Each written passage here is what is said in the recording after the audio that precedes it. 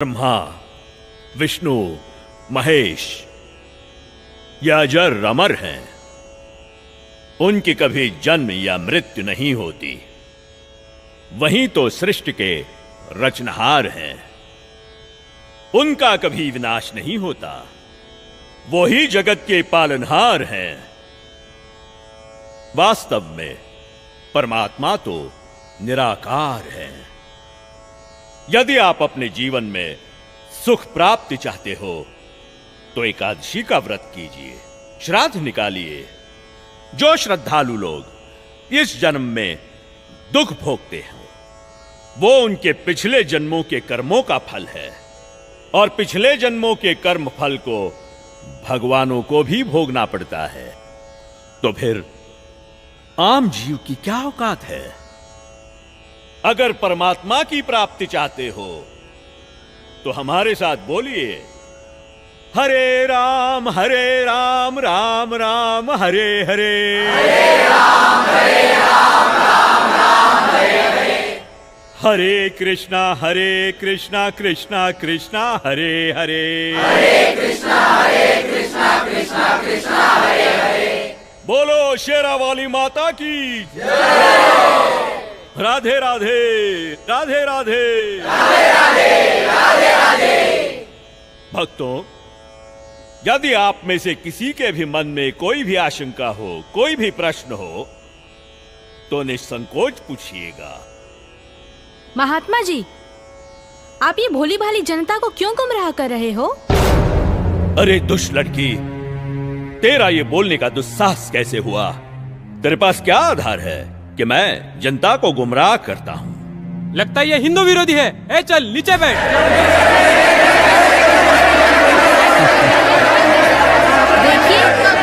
देखिए, हमारी इसी सोच की वजह से इन धर्मगुरुओं ने हमें गलत दिशा प्रदान की है। मैं भी हिंदू धर्म की हूँ और मैं अपने धर्म को श्रेष्ठ मानती हूँ। दरअसल पाखंड केवल हिंदू धर्म में ही नहीं बल्कि मुस्लिम धर्म तथा अन्य धर्मों पर भी चरम सीमा पर है।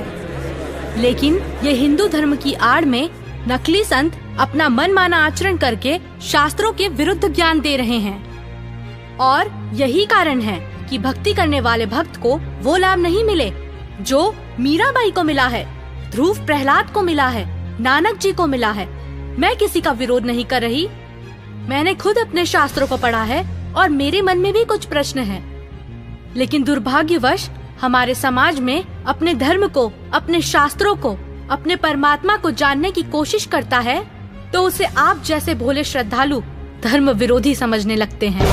पर आज मैं जो आप सभी को सच्चाई बताने जा रही हूँ, जो शायद आपने पहले कभी नहीं सुनी होगी।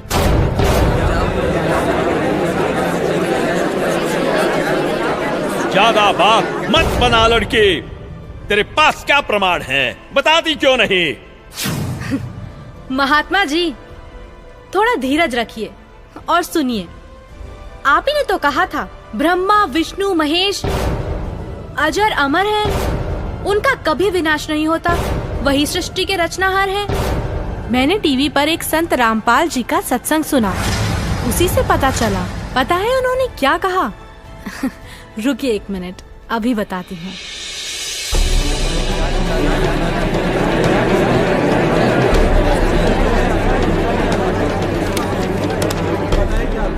श्रीमद् देवी भागवत पुराण, जिसके तीसरा स्कंद अध्याय 5 पृष्ठ 123 पर लिखा है कि मैं विष्णु, ब्रह्मा तथा शंकर तुम्हारी कृपा से विद्यमान हैं। हमारा तो आविर्भाव, जन्म तथा तिरोभाव मृत्यु होती है।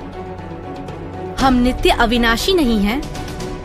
श्रीमद् भागवत महापुराण तीसरा स्कंद अध्याय 4 पृष्ठ 10 श्लोक 42 पर लिखा है, हे मात ब्रह्मा, मैं तथा शिव तुम्हारे ही प्रभाव से जन्मवान हैं, नित्य नहीं है, अर्थात हम अविनाशी नहीं हैं। ये श्रीमद् देवी भागवत देखिएगा, सचित्र मोटा टाइप हिंदी, गीता प्रेस गोरखपुर से प्रकाशित है। और परमात्मा चाहने वाले हिंदुओं के घरों पर लगभग रखी पाओगी। ये है संक्षिप्त श्रीमद् देवी भागवत सचित्र मोटा टाइप, केवल हिंदी। प्रकाशक हैं हनुमान प्रसाद पोदार, चमनलाल गोस्वामी, और गीता प्रेस गोरखपुर से प्रकाशित है। 123 पृष्ठ, तीसरा स्कंद, संक्षिप्त देवी भागवत। तुम शुद्ध स्वरूपा हो, ये सारा संसार तुम ही से उद्भासित हो रहा है। मैं ब्रह्मा और शंकर हम सभी तुम्हारी कृपा से विद्यमान हैं। हमारा आविर्भाव माने जन्म, तिरोभाव माने मृत्यु हुआ करता है। हमारा तो जन्म मृत्यु होता है, केवल तुम ही नित्य हो, जगत जननी हो, प्रकृति और सनातनी देवी हो। अब ये क्या सिद्ध हो गया इस थोड़ी सी पंक्तियों में? ब्रह्मा विष्णु महेश की जन्म मृत्यु होती है। तो बताओ महाराज जी, अब आपके पास क्या जवाब है? आप ही ने तो कहा परमात्मा निराकार है। हाँ, तो गलत क्या कहा? परमात्मा तो निराकार ही है, और यही हमारे वेद शास्त्र कहते हैं। महात्मा जी, आप बिल्कुल झूठ बोल रहे हैं। शास्त्रों में कहीं नहीं लिखा कि परमात्मा निराकार है। शास्त्रों में क्या लिखा है ये मैं आपको बताती हूँ, जो कि मुझे संत जी के प्रवचनों द्वारा पता चला। अब ऋग्वेद मंडल नंबर 9 सूक्त 82 में कति कंसेप्ट क्लियर हो जाएगा। ऋग्वेद मंडल नंबर 9 सूक्त 82 और मंत्र नंबर 1 में क्या कहा है? वह है जो सर्वोत्पादक प्रभु यानी सबकी उत्पत्ति करने वाला, 6 दिन में सृष्टि रच के 7वां दिन तख्त पर बैठने वाला, प्रकाश रूप सद्गुणों की वृष्टि करने वाला, पापों का हरण करने वाला, वह राजे, ये संस्कृत है, इसका अर्थ है राजा के समान। राजा के, ये 269 पृष्ठ पे है राजा के, और इधर देखो 270 पृष्ठ पे, 270 पृष्ठ पे राजा के समान दर्शनीय है। देखने में राजा के समान है, तख्त पर विराजमान है, सिर पर मुकुट है उसके, और वह पृथ्वी आदि लोकांतरों के चारों ओर शब्दमान हो रहा है। वह वर्णीय पुरुष को, अच्छी आत्मा को, जो दृढ़ भक्त है उसको पवित्र करता हुआ प्राप्त होता है। कैसे? जिस प्रकार विद्युत स्नेह वाले स्थानों को आधार बनाकर प्राप्त होता है। आगे किस लिए आता है? उद्देश्य क्या होता है आने का? हे परमात्मन, उपदेश करने की इच्छा से, तत्व ज्ञान, यथार्थ ज्ञान बताने की इच्छा से आप महापुरुषों को प्राप्त होते हो, नीचे आकर के गति करके आते हो, और आप अत्यंत गतिशील पदार्थ के समान हमारे आध्यात्मिक यज्ञ को यानी हमारे धार्मिक अनुष्ठानों को प्राप्त होते हैं। आप कबीर देव हैं, आप अल्लाहु अकबर हैं, शुद्ध स्वरूप हैं, आप पाक हैं, पवित्र हैं। हमारे पापों को दूर करके हे अमर परमात्मा शोभ आप हमको सुख दे। हो गया सिद्ध। शास्त्रों में लिखा है, यजुर्वेद अध्याय 5 मंत्र 1, 6, 8, यजुर्वेद अध्याय 1 मंत्र 15, यजुर्वेद अध्याय 7 मंत्र 39, ऋग्वेद मंडल 1 सूक्त 31 मंत्र 17, ऋग्वेद मंडल 9 सूक्त 86 मंत्र 26, 27, ऋग्वेद मंडल 9 सूक्त 82 मंत्र 1 से 3। इसमें ये लिखा है कि परमात्मा साकार है, और यही पवित्र कुरान शरीफ और पवित्र बाइबल सिद्ध करते हैं। यह है पवित्र बाइबल, संपूर्ण जीवन अध्ययन बाइबल। प्रबंधक संपादक डेविड स्टुअर्ट, अंग्रेजी प्रधान संपादक डोनाल्ड सी स्टाम्स, MA MDV, संयुक्त संपादक ये सारे इनका ये यहाँ से छपाई देखो। जेनेसिस माने सृष्टि, जेनेसिस 1, ये 4 पृष्ठ पे उत्पत्ति यहाँ से आरंभ होती है। प्रथम आदि में परमेश्वर ने आकाश और पृथ्वी की सृष्टि की, ये पहला दिन था। इस प्रकार ये पहला दिन हो गया। फिर दूसरा दिन हो गया, प्रकाश पर पुरुष बना दिया परमात्मा ने। फिर ये तीसरा सांझ भोर हो गया, फिर तीसरा दिन हो गया। जो कुछ भी इसमें फलदार वृक्ष जिनके बीज एक एक जाति के अनुसार बनाए, ये इस प्रकार। अब ये तीसरा दिन हो गया। दिन और रात पर प्रभुता करें और उज्ज्वला दियारा करें। इस प्रकार सांझ हुई, फिर भोर हुआ, ये चौथा दिन हो गया। फिर यहाँ देखें प्रश्न नंबर 5 पे, वो 4 पे पढ़ा आपने, अब 5 पे क्या है, सांझ हुई भोर हुई, फिर ये 5वां दिन हो गया। छठे दिन पे आना हमने, असली बात ये है।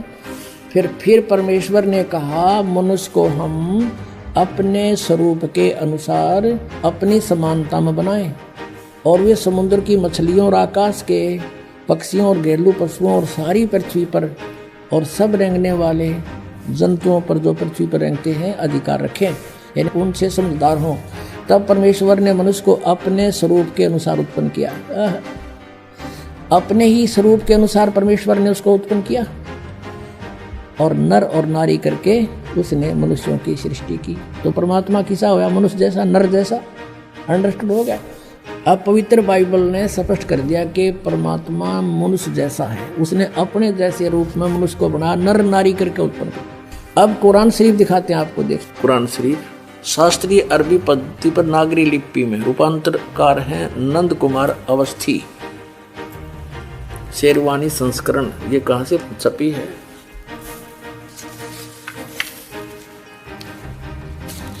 ये वही लिखा कि वो इस्लामी किताब, इसमें कोई संदेह की गुंजाइश नहीं है।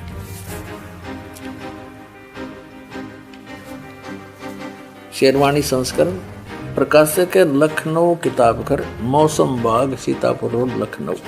हम यहाँ पढ़ेंगे, हिंदी पढ़ेंगे। सूरत फुरकानी 25 607 पृष्ठ पे यहाँ देखिए 59 नंबर आयत में, सूरत फुरकानी 25 में, जिसने आसमान और जमीन और जो कुछ उनके बीच में है सबको 6 दिन में पैदा किया और फिर तख्त पर जा विराजा।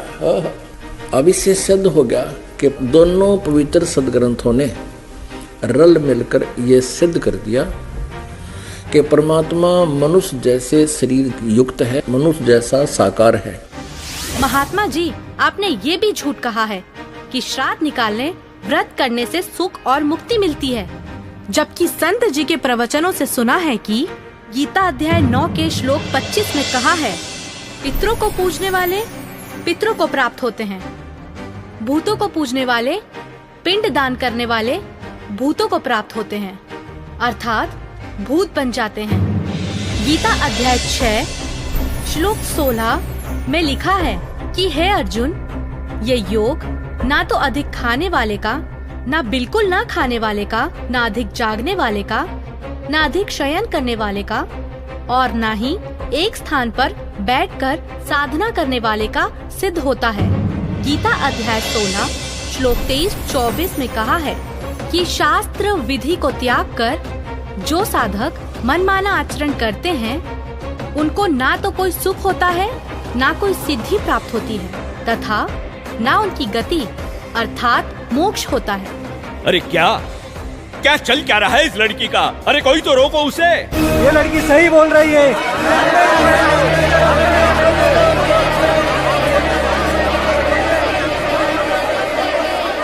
और हद तो तब हो गई बाबा जी, जब आपने कहा परमात्मा पाप नहीं काटते, कर्म का भोग तो भोगना ही पड़ता है, चाहे कितनी ही भक्ति कर लो। सब झूठ है, सब। आपको पता है हमारे शास्त्र क्या प्रमाणित करते हैं? मैं बताती हूँ, जो कि मुझे संत जी के प्रवचनों द्वारा पता चला है। ऋग्वेद मंडल 10 सूक्त 161 मंत्र 2, 5 सूक्त 162 मंत्र 5, सूक्त 163 मंत्र 1 से 3 में लिखा है कि परमात्मा जो चाहे वो कर सकता है, प्रत्येक प्रकार के रोग कष्ट को नष्ट कर सकता है, और यदि कोई मृत्यु के भी निकट पहुंच जाता है तो उसे 100 वर्ष की आयु प्रदान कर सकते हैं। अब देखिए वेद इसको प्रमाणित करेंगे कि परमात्मा घोर पाप का विनाश कर देता है। ये देखिए, ये महर्षि दानु सरस्वती द्वारा ही इसका अनुवाद है।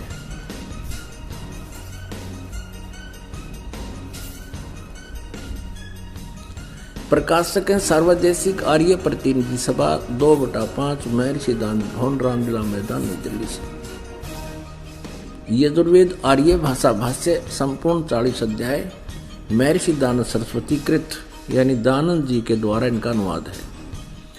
मुद्रक है Prince offset printers 1510 Pataudi house Daryaganj नई दिल्ली से। अब देखिएगा यजुर्वेद के 8वें अध्याय का 13वां मंत्र स्पष्ट करेगा। ये 8वां अध्याय और 241 पृष्ठ पे 8वें अध्याय का 13वां श्लोक। इसमें क्या लिखा है कि देव कर्तस्य एनस्य अवजनमसि, मनुष्य कर्तस्य एनस्य अवजनमसि, पितृ कर्तस्य एनस्य अवजनमसि, आत्म कर्तस्य एनस्य अवजनमसि। एनस्य एनस्य घोर एनस्य एनस्य माने अपराध के अपराध यानी घोर पाप के भी। अब आपको इसका यहाँ दिखाते हैं 242 पृष्ठ पर इन्हीं का अनुवाद किया हुआ। ये 242 पृष्ठ पे। हे सबके उपकार करने वाले मित्र आप। अब यहाँ इसने मित्र शब्द प्रयोग कर दिया, यहाँ परमेश्वर ना लिखा, क्योंकि इसको पता था वेदों को पढ़ने वाला मुझ पर पूरा विश्वास करेगा, और मैंने यहाँ लिख दिया मित्र, तो वो ये समझेगा कि मित्र के बारे में लिखा है, भगवान के बारे में नहीं, इसलिए इसको पढ़ पढ़ा कर आगे चल पड़ेगा। आप दान देने वाले के अपराध के अवजनम, एनस्य माने अपराध के, अवजनम माने विनाश करने वाले, असी माने हो। मनुष्य कर्तस्य साधारण मनुष्यों के किए हुए, एनस्य माने अपराध के, अवजनम माने विनाश करने वाले हो।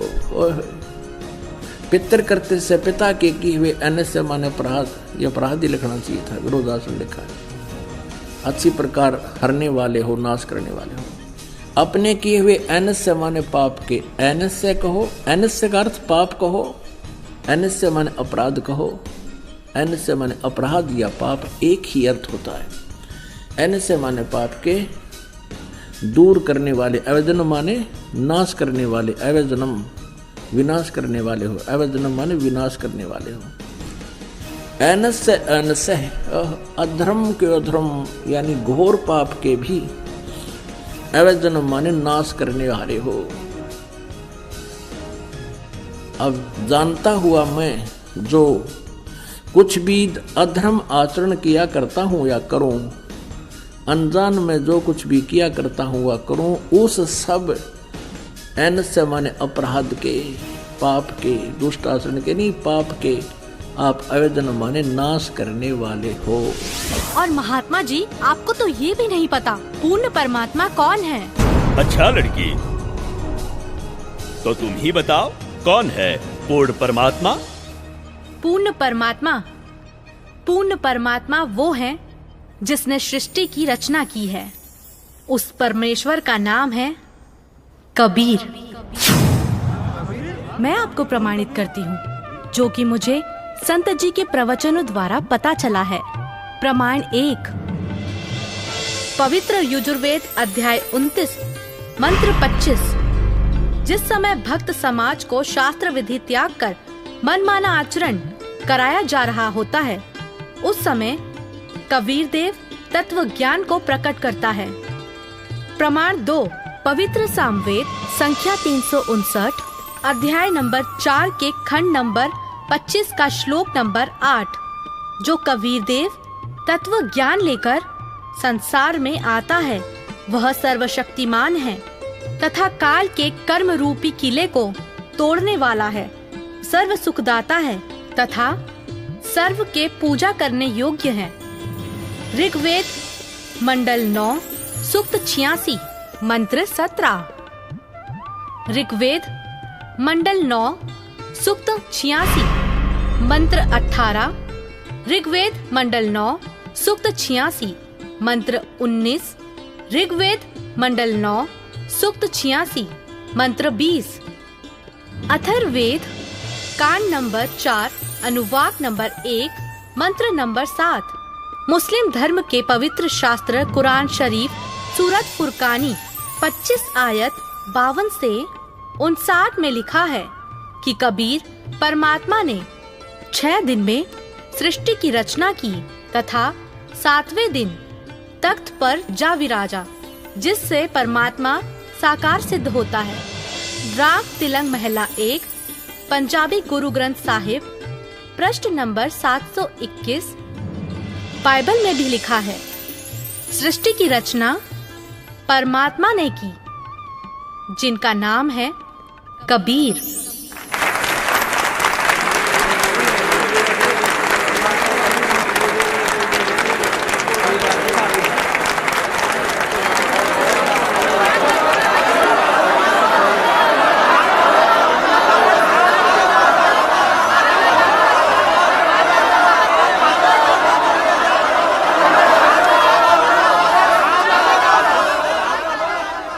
बहन, माफ करना, मुझसे गलती हो गई। असल में हिंदू विरोधी तो ये नकली संत है जो हमें शास्त्रों के विरुद्ध भक्ति बता रहा है। आपने तो हमारी आंखें खोल दी। बहुत बहुत धन्यवाद आपका। धन्यवाद तो संत रामपाल जी महाराज का कीजिए, जिन्होंने इस अनमोल ज्ञान को भक्त समाज को समझाया है। उन्हीं के ही तो टीवी चैनल पर सत्संगों को सुनकर मैंने इस अनमोल ज्ञान को प्राप्त किया है।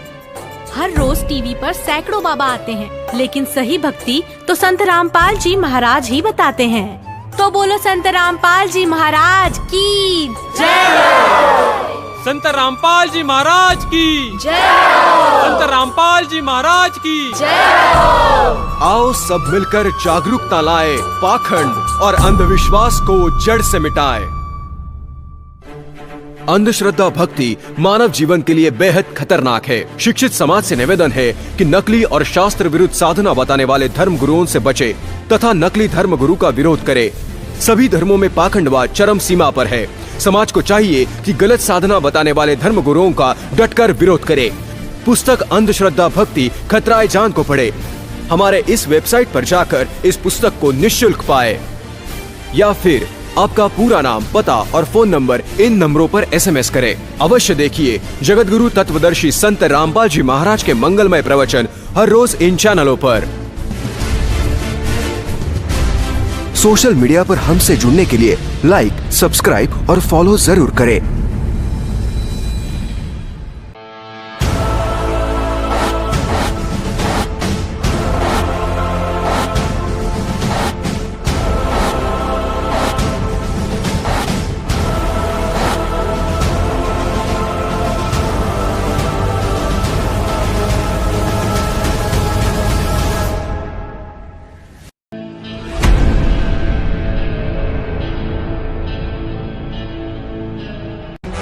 भारत के सभी राजनेताओं, स्वामियों, धर्मगुरुओं और शंकराचार्यों को मुसलमान धर्म के प्रवक्ता डॉक्टर जाकिर नायक की खुली चुनौती। ये चैलेंज है, कोई भी शख्स हिंदुस्तान में हो, मिनिस्टर हों दो, कोई भी स्वामी हों दो, कोई भी शंकराचार्य हों दो, इंशाल्लाह मैं तालिब इल्म हूँ इस्लाम और दीगर मज़हब का। मैं तस्लीम करता हूँ कि डिबेट होना चाहिए। मैं उनसे डिस्कशन करता हूँ, अगर मुझे गलत साबित करो मैं बदलने को तैयार हूँ। ये मुसलमान की जबान है, हम जब जबान देते हैं उसका पालन करते हैं। संत रामपाल जी महाराज ने स्वीकार की मुस्लिम धर्म प्रवक्ता डॉक्टर जाकिर नायक की चुनौती। मुस्लिम धर्म प्रवक्ता डॉक्टर जाकिर नायक हैं दादा आमंत्रित, जब चाहे कर सकते हैं संत रामपाल जी महाराज के साथ ज्ञान चर्चा। डॉक्टर जाकिर नायक के इस चैलेंज को स्वीकार करता हूँ, लेकिन अपने उस वायदे को याद रखना जिसमें कहा है कि जो मुझे झूठा सिद्ध कर देगा, गलत सिद्ध कर देगा, मैं अपने आप को बदल लूँगा। चैलेंज आपको 10 पॉइंटों पर झूठा कर दूंगा सिद्ध, और कभी भी आकर के वो अध्यात्मिक ज्ञान चर्चा करता।